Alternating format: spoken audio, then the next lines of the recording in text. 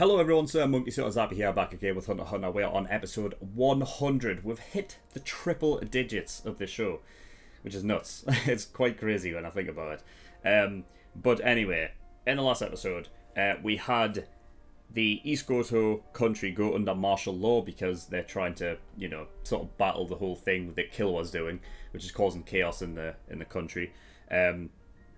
Though Killua doesn't seem all that bothered by it, he's just going to, see it as a challenge and go the extra mile for it. That being said, the Royal Guards sent out the Lions group. I can't remember what the fuck that guy... the Chimera ants, I just can't even remember. Luckily, they're kind of bringing them back, and, Cheeto and Zazan and stuff. I've got them. Zazan doesn't really matter anymore because she's dead, but you know what I mean. But anyway, they sent the Lions group to go deal with... the Killua situation and stuff and try and take them out, though I don't see that ending well for the Lions group, to be honest. They already know that, they're already aware that that group is kind of traitorous anyway, so, nothing's really getting past them in that regard. Netero's charging up. I'm sure that was Netero. Then I'm sure he's doing it to so that he's able to go ahead against the king, Meruem, and actually, put up a fight, because I mean, let's be honest, Meruem would be on a whole other level. So, I believe that's what Netero is charging up for. And yeah, I don't really think there's anything else to really talk about. So we're just going to get into episode 100 and see what we get. So without further ado, let's go.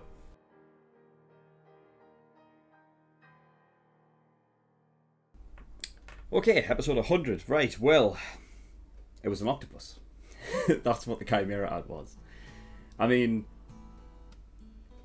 I was going to say something about the gun because I thought it was a bit odd, but then I was just thinking, well, it's a Chimera ant thing, and I was like, they could basically do anything, and I wouldn't be surprised at what it could have possibly been. I just figured it was just something, it was just a weird way of using a sort of a natural sort of matter gun. You know what I mean? Like it was made from sort of organic material. It wasn't like, an actual gun made of steel and shit. So I just thought it might have been, something to do with that. But turns out it was an octopus, and the fucker was shooting it. I thought it was immediately weird as soon as Killua coming out of nowhere and just not hesitating for a second, fucking that guy up before he even got into the trap. And the guy just started turning into tentacles. Yeah, I thought it was odd, but Jesus. So that's an odd one then. That's like a really odd Chimera ant. The other ones have some form of like, there's some kind of humanity there. Like they could, they walk on two legs and they have some resemblance to a human in a way. That one's literally just an octopus. But I think that's its ability, isn't it, to like use a human as a host, to almost act like that's the that's their actual body. So yeah, that was crazy. Malarion, like, what's going on there? What's going on there? At the very end there, when they were talking, I was almost tempted to believe that, like, you know what? I quite like the idea of this, like teaming up with a Chimera ant. Because they've set that guy up to be like a bit of a almost like a bit of a comedy act. When they were all like, back like quite a few episodes ago now, when because this was like during like the very almost like the very beginning of the arc and stuff, and we started getting introduced to all these squadron leaders and stuff. Like Malarion, I'll just call him Malarion because it's easier to say it that way. Because otherwise, if you say it how it's spelled, it's like Melioron, which is so hard to say. So I'm just gonna call him Malarion. Like it sounds like a Pokemon. But anyway, he was like one of the first to like crop up to where like he was somebody that was almost doing things of his own accord. So when they were talking about like the independence of like, the independent nature of each of these like Chimera ants and stuff, like he was the first one within the show. There may have been someone else, but he was like of the group, like of the few that started that whole thing. So yeah, I think it would probably make sense story-wise if he was to be like one of them that kind of diverged and done something like really different and decided to join up with a group. The only thing is that when Gon was like, Gon nailed it on the head. He said, "Oh, you thought that I was the lesser one out of me and Killua, and I was the easiest one to take care of." He hit the nail on the head because that's exactly what Balerion said when he was, when he was tracking Killua and Gon when they were together. Like, that's exactly what he said. So I don't know what his deal is. He's done a good job to make me sort of believe him in a way, because I'm kind of just, I don't know, maybe I'm just tempted to see what would happen if we had a Chimera Ant like sort of on our team. I suppose Colt could have been, because he was kind of there anyway, but like I feel like his arc ended, and then taking care of that little wee baby, that fetus, and that was it with him. But it would be nice. It would be interesting to see, like, just because you could just have him as a spy, because he's the perfect person to kind of go in to that the meat plantation now and see what's going on with the king and stuff. Now I know that they are powerful, like the royal guards and the king. I don't know if they would be able to sense.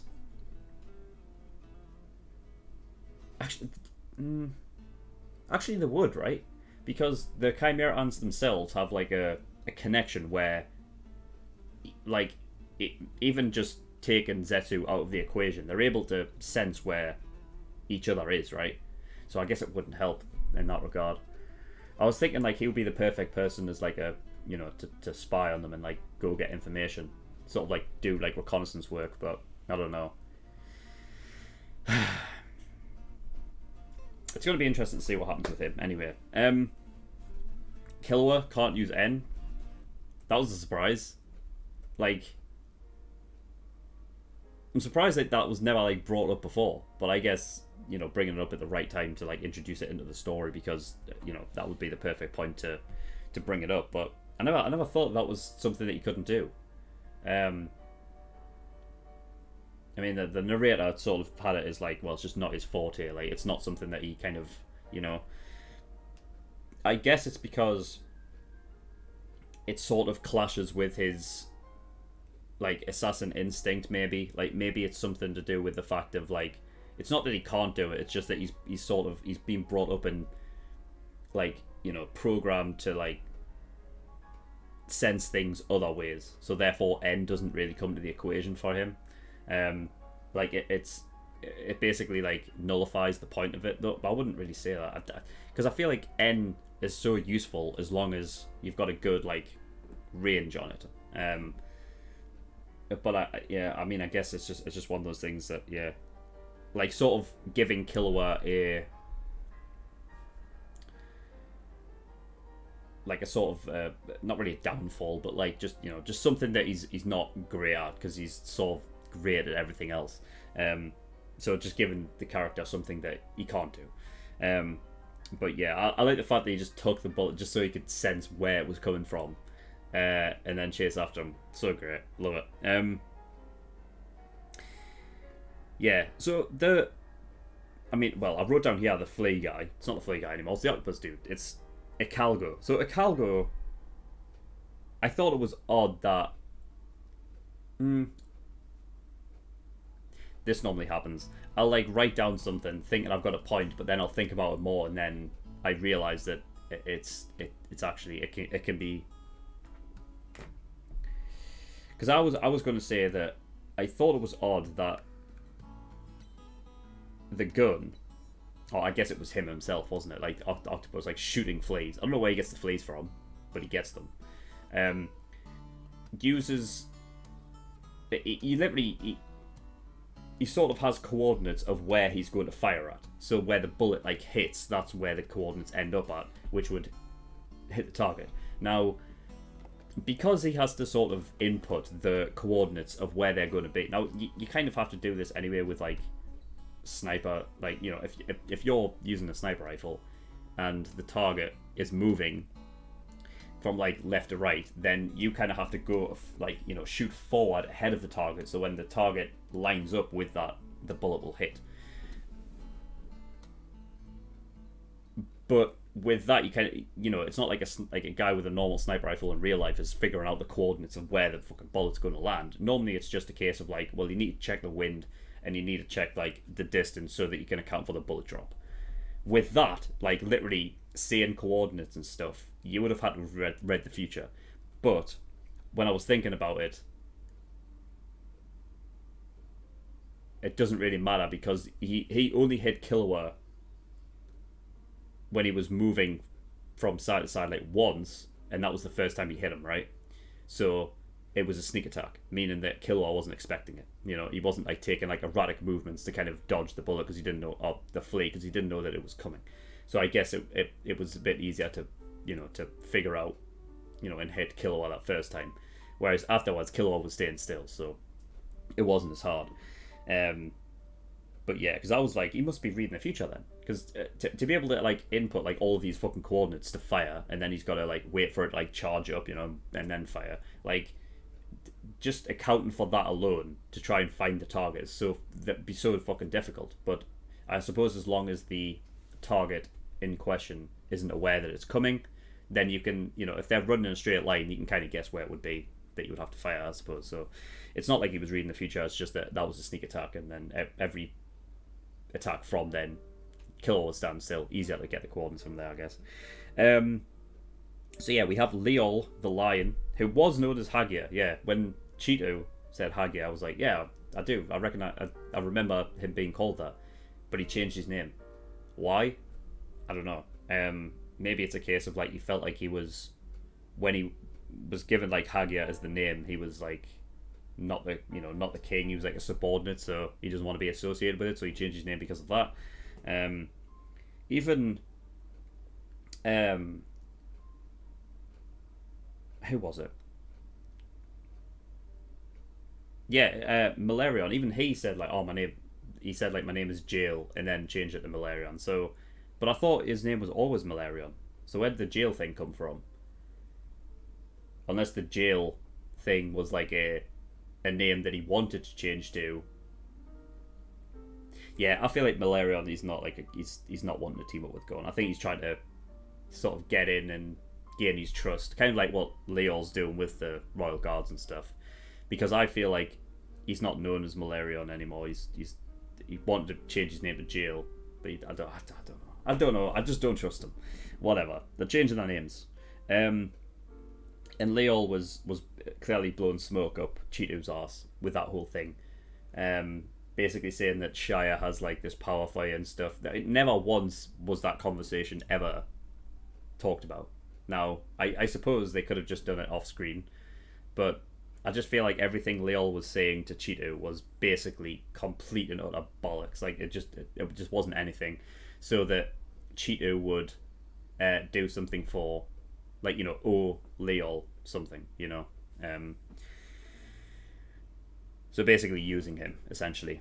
That's what it felt like anyway. But yeah, Knuckle and Shoot tried to set up an ambush. Of course, it was you know, as long as you know where he is in relation, like where he's going and stuff, you can't set up an ambush. That's how obviously they did it with when Morel was there the first time, and they set up an ambush for him then, and they tried it this time. I love the whole idea of like the 100 meters away is where the tax fucking ability thing comes back into play and it starts again. But because of the speed that Cheeto was actually running, that it would have fucked him up. Like his own greatest ability ended up being his downfall. Although that never went to be the case because the fucking weird dude, I'm sure they said his name in this fucking thingy, but basically warned him, so he ended up changing course. But yeah, I don't know if that even given these like the likes of Leol and Cheeto. I don't think this idea that they're like powering up from the king and stuff. I just don't even think they care, like, because the king and the Royal Guards I think they're just using them. Maybe like with, you know, like giving them maybe incentive to fight for them and be like, yeah, just do this for us and then we'll give you this power and whatever. But really, they're not going to do anything. They're not going to give them power, you know. So It's just being, people being used all over the goddamn place. But yeah, that's basically all I've got for that episode. So yeah, there we go, episode 100. From now on, there is only 100. No, there's definitely not 100 episodes. There's 51 episodes left, I believe. So we're like 2/3 of the way through. Jeez, and I don't know how long this arc has left. I mean, I would assume it would go. I would assume the big sort of moments left in this arc would be